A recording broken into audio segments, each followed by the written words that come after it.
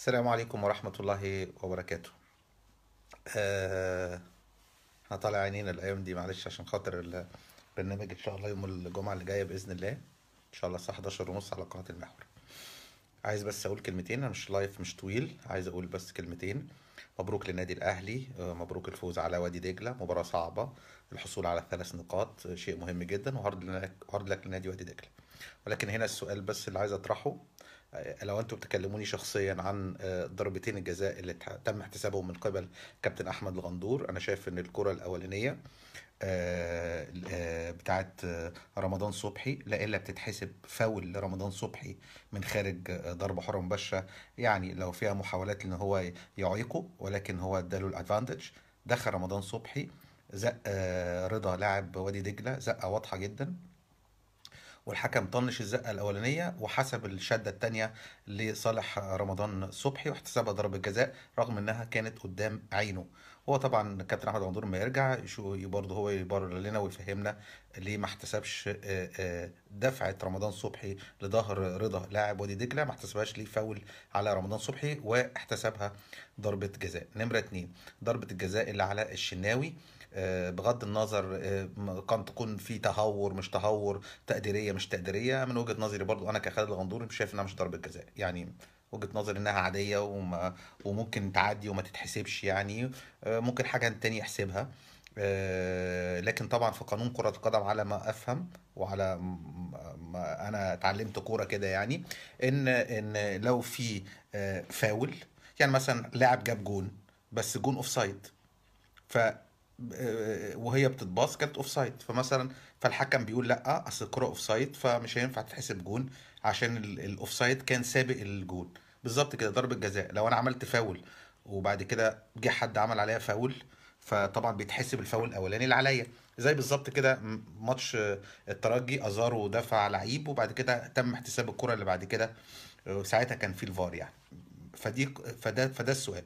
لكن هنا بقى السؤال اللي انا بوجهه للاتنين، معلق المباراة كابتن محمد عفيفي على النيل الرياضة، انا بقول اسماء اهو بالظبط، ومحمد نصر صاحبي وصديقي. السؤال الاول لمعلق المباراة، اما شفت انت في الإعادة ان رمضان صبحي زق اللاعب، ما قلتش ليه؟ يعني ليه قلت والله لو 2 دخلوا عليه، والله لو 4 دخلوا عليه؟ يعني ده كان كلامك وحماسك على كلام رمضان صبحي. انت اديت لنفسك الحق ان انت تقول دي ضربة جزاء ومش ضربة جزاء، بدليل ان انت قلت بتاعت احمد الشناوي ما فيهاش حاجة خالص، انت قلت كده. وقلت ان زقت الشناوي كتف في كتف، رغم انها في الاعادة باينة ان الشناوي يعني في دفعة في الظهر بسيطة، قد تحتسب وتحتسب، بس هي دفعة في الظهر وملهاش كتف في كتف، دي ملهاش علاقة خالص. فرغم كده ان انت اكدت ان كرة محمد الشناوي ما فيهاش اي حاجة، وما جيت على كرة رمضان صبحي وشفت بعينيك في الإعادة زقة رمضان صبحي لرضا لاعب وادي دجلة، ما قلتش حاجة. ولا قلت لا لا ده في زقة هنا قبل الكورة، لا ما قلتش ده خالص. اديت لحق نفسك ان انت ضد يقين ان كرة محمد الشناوي ما فيهاش اي حاجة، رغم ان فيها نوع من التهور، ممكن تحسب ما تحسبش، لكن انت قلت ما فيهاش اي حاجه خالص. وما جت تتعاد قلت لا دي كتف في كتف، رغم ان هي مش كتف في كتف خالص، ولو شفتوها في الاعاده هتبان لكم. واديت لنفسك الحق انها تقول ضربة جزاء، وما شفتها في الاعاده قلت مفيش حاجه خالص، ورمضان لو اتحط 3 قدامه هيعدي وما اعرف ايه، وكأن رمضان صبحي انت بعينيك كمعلق ما شفتهاش. فهنا السؤال يا كابتن محمد عفيفي، المفروض ان انت تقول حق ربنا اللي بتشوفه بعينيك، ولا تؤكد حاجه وتنفي حاجه، رغم ان لو انت عندك قدام عينيك شايف الكره دي في زقه ولا ما في زقه. دي هنا. نمره اتنين، محمد نصر. محمد نصر طبعا زميلي وصديقي، الف بيه يا محمد. ما يكون انا مش مخرج، انت راجل استاذ في الاخراج يعني، لكن انا كمشاهد لازم اشوف لعبه الاهداف بالذات، الاهداف بالذات بشوفها من الزوايا اللي بتديني يقين ان الكره دي مش تسلل، ان الكره دي رمضان كان سابق ولا مش سابق، ان معلول سابق ولا مش سابق. بتديني الخط، بتعمل لي الاعاده اللي بتبين لي لا ده معلول متغطي، لا رمضان لما الكره اتلعبته من معلول لا ده ما كانش سابق. فانت بتديني اليقين من خلال اعاداتك. اما تقفل الكادر، انت ليه بتعمل كده؟ انت ليه ما بتدينيش اليقين كمشاهد؟ ليه بتشككني فيك؟ ليه انا مثلا الناس كلها عارفه مثلا خالد غندور زملكاوي، محمد نصر اهلاوي.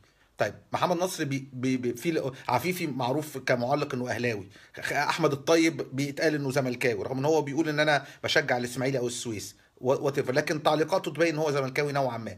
لكن هنا السؤال اللي انا بساله، انت ليه بتشككني فيك؟ انت ليه كمشاهد ما بتدينيش الاعادات اللي تؤكد لي صحه الهدف او عدم صحته؟ ليه ما عندك 4 5 6 اعادات 7 اعادات؟ ليه ما بتدينيش الكاميرا المفتوحه اللي بتاكد لي وقت لعب الكوره ده واقف فين، ده تسلل، ده سليم، ده مش سليم؟ ليه ما بتعملهاش؟ هنا السؤال اللي انا بوجهه، هل ده بيبقى توجه مثلا عام مثلا ولا ايه؟ وهل ده اخراج، المفروض اخراج جديد مثلا، ان انا كمشاهد لازم اتاكد ان الهدف سليم، سواء في الزمالك او في الاهلي او في الاسماعيلي او في الاتحاد او في اي فرقه، طالما بذيع لقاء وعندي كاميرات اللي بتخليني القدره ان انا اعيد كل الالعاب واعيد الاهداف بالذات اللي بتؤكد الهدف ده سليم مليون في الميه، الهدف ده مش فاول، الهدف ده مش تسلل، الهدف ده صحيح. اما بتيجي انت تعيد لي كوره مثلا اعاده، عايز تقول لي ان دي ضربه جزاء للاهلي مثلا، او دي ضربه جزاء للزمالك، طب ضربه جزاء الاهلي تقعد تديها لي 20 مره، لو مثلا الاهلي اتظلم في كوره تعديها لي 50 مره. طب الله، طب ما بتعدليش ليه الاهداف؟ ليه ما بتاكدليش انا كمشاهد ان الكوره دي صح ولا مش صح، الكوره دي تسلل ولا مش تسلل؟ وهنا السؤال اللي بقوله، اين العداله يا جماعه في التعليق، في الاخراج، في التحكيم؟ كابتن سيد زعلان ان بسيوني ما بيحكمش للزمالك بعد ماتش طنطا، او ما اعرفش مين. يا جماعه، سواء لو في حكم حكم للزمالك 100 ماتش، او حكم للاهلي 500 ماتش، القصه بالعداله داخل. مين بيغلط، مين ما بيغلطش، مين عنده خطا كارثي، مين ما عندوش خطا كارثي. الزمالك الماتش اللي فات طرد غير طبيعي، طرد يعني ملوش اي علاقه من حكم ايطالي. افاجئ بان الكابتن عادل طعيمه في قناه النادي الاهلي وقدامه المحلل محمد ثابت، شفت اعاده كده كابتن عادل طعيمه بيؤكد لا لا لا ما اتظلمش. مين قال ان الزمالك اتظلم؟ ده عبد الله جمعه عليه بينالتي وانذار تاني في كرة كينو اللي احنا كلنا شفناها بعينينا، ان كينو ناطط وهو عامل سيميليشن، وان عبد الله جمعه ما لمسوش، وكمان الكره من بره. كابتن عادل طعيمه شاف ان الكره ضربه جزاء اللي من بره بتتحسب ضربه جزاء، وان الكره فاول مليون في الميه وانذار تاني، وهو اساسا سيميليشن. وما شفنا في الاعاده الكينو هو اللي ناطط وعبد الله ما لمسوش نهائي. كل ده ومحمد ثابت اللي استاذ في التحليل ما رضاش يرد عليه ويقول له ان الكره من بره. يا كابتن عادل بتقول ازاي اذا كانت الكره دي كانت من بره اساسا مش ضربه جزاء ولا حاجه خالص، وان الكره في الاعاده باينه انها سيميليشن؟ احنا ليه عايزين نصدق كلام ما حصلش؟ هو ده اللي انا بطرحه وبقوله للمعلقين او المخرجين. ارجوكم تعاملوا بمنطق الفير ما بين جميع كل الانديه، وما تحاولش نكون محايد وخلاص. لو انت بتتكلم على انا خالد الغندور منحاز، ما يعيشليش الناس التانية في الدور ان هم محايدين. ما ينفعش قدام عينيا تكذب لي الصوره، قدام عينيا ما تعدليش الاعادات، قدام عينيا تقول لي ان الكره بره ضربه جزاء، الكره اللي بره ال 18 بقت ضربه جزاء، والتحليل قدامك ما بيصلحلكش. ما ينفعش يا جماعه الكلام ده. السلام عليكم.